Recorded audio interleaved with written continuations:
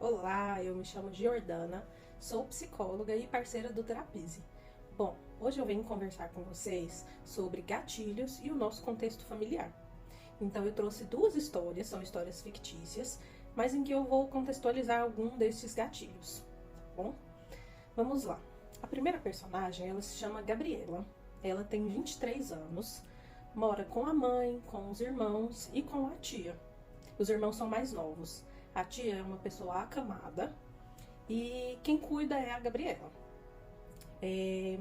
A Gabriela, ela relata ter insônia.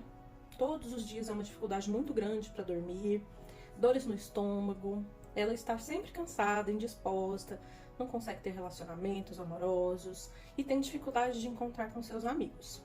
A Gabriela, ela se diz muito sobrecarregada em casa, ela que sempre está tentando resolver tudo. É ela que cuida dos irmãos mais novos também.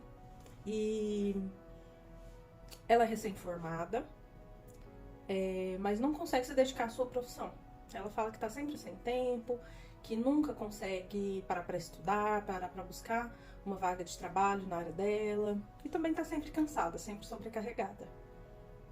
Ela diz que se preocupa muito com a saúde da tia. E sempre que a tia tem algum adoecimento ou agrava a sua questão física, ela se preocupa muito. Mas ao mesmo tempo ela diz querer se cuidar mais. A família dela toda cobra para que ela continue se cuidando de todos. Diz que ela tá sempre com preguiça, diz que ela tá sempre fazendo tudo mal feito. E se ela esquece alguma coisa, meu Deus, todo mundo cobra ela. Sempre que escuta essas coisas, Gabriela intensifica a insônia. As dores pioram, então dores no estômago, dor de cabeça, tudo piora. E às vezes ela sente que tá ficando muito sufocada, que ela não consegue respirar. Gabriela se cobra muito para dar conta de tudo. E quando quer buscar um trabalho na sua área, ela escuta da sua família que ela nunca vai dar conta. Que ela não é dedicada o suficiente, que ela não é inteligente o suficiente para conseguir.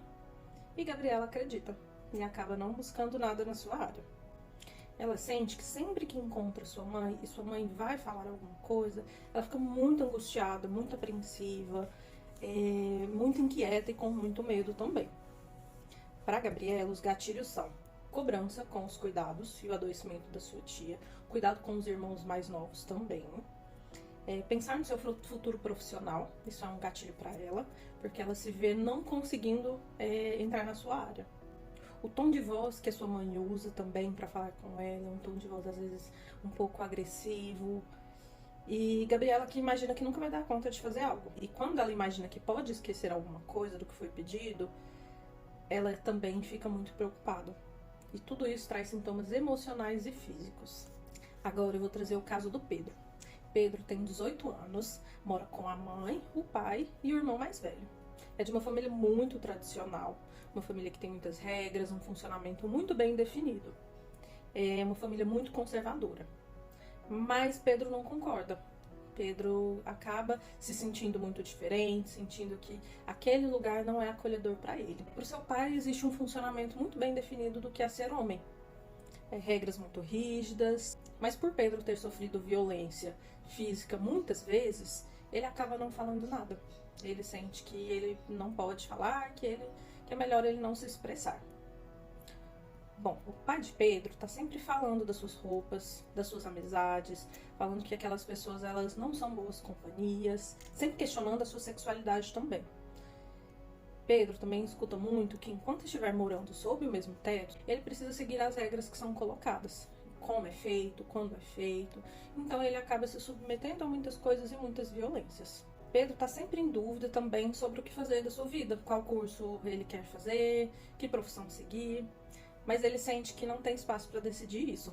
Seus pais já falaram, ou ele faz medicina ou direito. Se não for uma dessas profissões, ele não vai ter apoio nem financeiro, nem de outras formas da família. Em almoços de família, seu pai está sempre falando que ele é insuficiente, que ele dá trabalho, que ele é preguiçoso, que ele não quer nada com nada, que ele não define o que ele quer da vida e que só dá trabalho para a família. Que ele só dá desgosto, só dá trabalho para todo mundo. Dias antes desses almoços, Pedro se sente muito angustiado.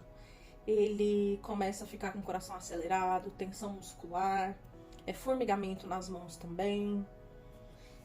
E ele fica com muito medo do que pode acontecer durante esses almoços, mas também depois. Em outros momentos, ele diz que tem receio de conversar com os pais, porque ele pode falar alguma coisa que os pais não concordem.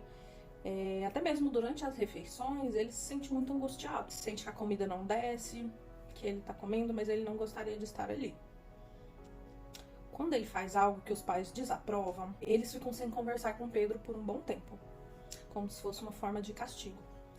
Mas muitas vezes Pedro não sabe nem o que ele fez, ou se ele fez alguma coisa.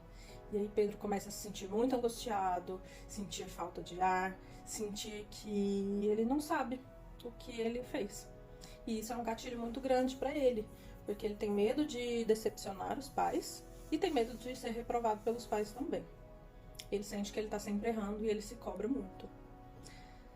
Bom, eu trouxe essas duas histórias pra gente entender um pouquinho sobre os gatilhos de ansiedade no nosso contexto familiar.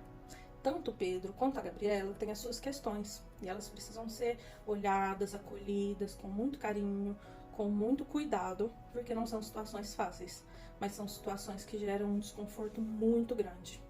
E eu convido vocês que se identificaram às vezes com a Gabriela ou com o Pedro em alguma questão para buscar ajuda. Busque terapia, busque entender o que acontece e, principalmente, não é necessário passar por essas situações e ficar. Bom, um abraço e convido vocês para a nossa call mais tarde.